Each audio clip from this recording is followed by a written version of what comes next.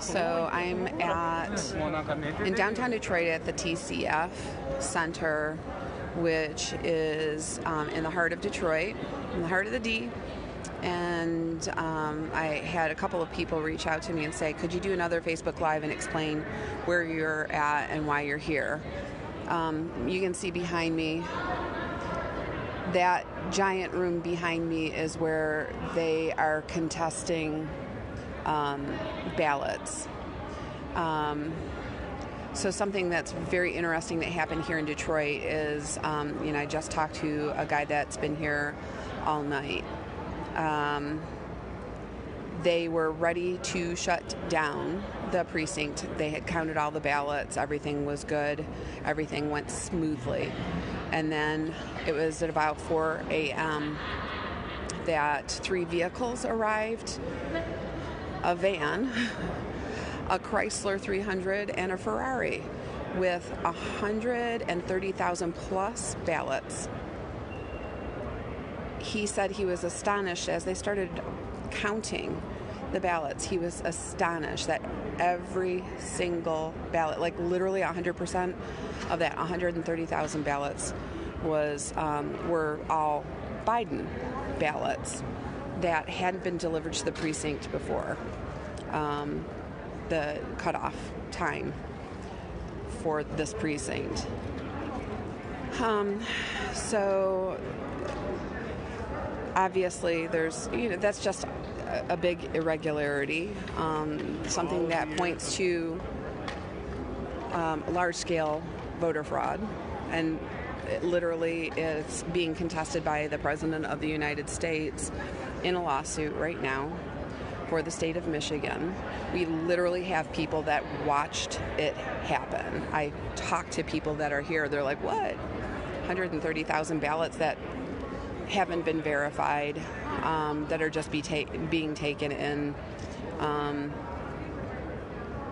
We have poll challengers that have been barred from being able to go into this room to challenge ballots. We've had GOP members removed from the room. You're allowed to have a certain number depending on the number of precincts. I think it's 134 precincts that we have in Michigan, or excuse me, not in Michigan, in this particular county, Wayne County, Michigan.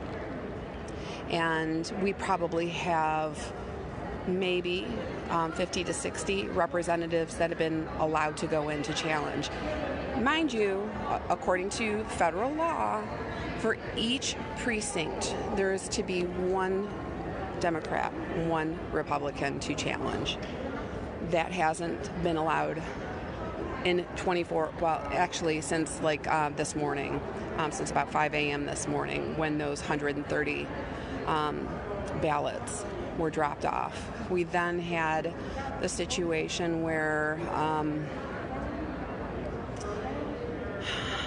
at one point that people here in Detroit who are poll challengers or poll watchers were being barred from the building based on an order from the governor and the Michigan Department of Health and Human Services,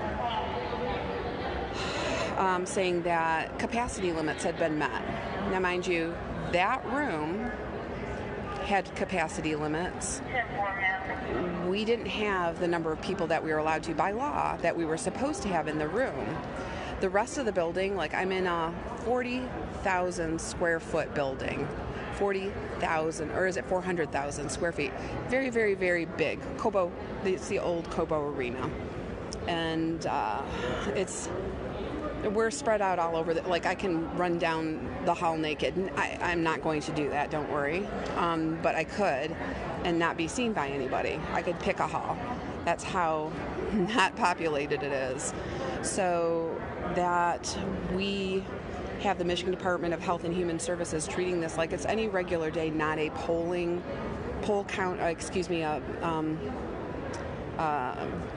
ballot counting polling situation, which is regulated by federal law during times such as these to operate under a different law than what is normal for capacity during COVID times. So, in addition, we know, like we've seen, we've heard, that poll workers, the poll contesters are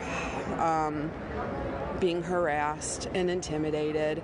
The ACLU was allowed in to the room and to interfere with somebody from the GOP to challenge a poll. And I'm like, why does the ACLU get to have representation, but nonpartisan and Republicans are being barred from not only entering the challenge room, but also the building? At one point, I left the building, and again, I'm at TCF in Detroit to go and make copies, and I got stuck in an elevator because the security guard said I wasn't allowed to go back up, and I'm like, these are I talked my way out of that, of course, because it's me. These are official documents for the GOP, which they were, to contest polling practices, and I need to go up. This is my person that I came with is here. My car keys are here. There were a lot of people that were locked out of the building after they'd been in. They left for lunch. They weren't allowed back in, again, under the order of the Michigan Department of Health and Human Services. So, shenanigans in Detroit. And I'm not making light of it because it's really heartbreaking that this is what we've come to as a country. This is what we've stooped to as a country. Shame on us. Shame on us that partisan politics has taken away common decency, truth, honesty, integrity. It is disgusting what is happening in Detroit. It is disgusting. And it isn't about an election. It is about major fraud on a major scale that was very well organized.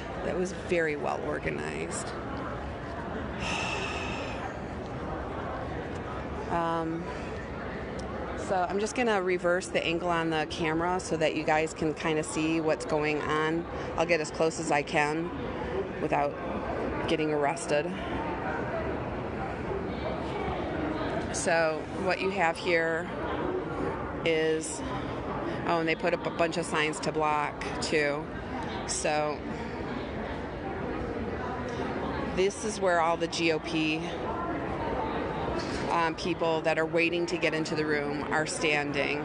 They just a few minutes ago let in 5 people, but no more than 5 people. And we know that we're down probably 50 people in there. So it's been very interesting.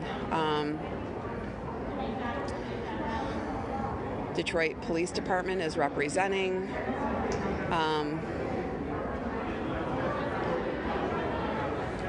Again, when I got stuck in the elevator with the security guard told me that it was the management company for TCF Center that was making the call on locking people out. And so I tracked that person down and I talked to him, and I have his business card.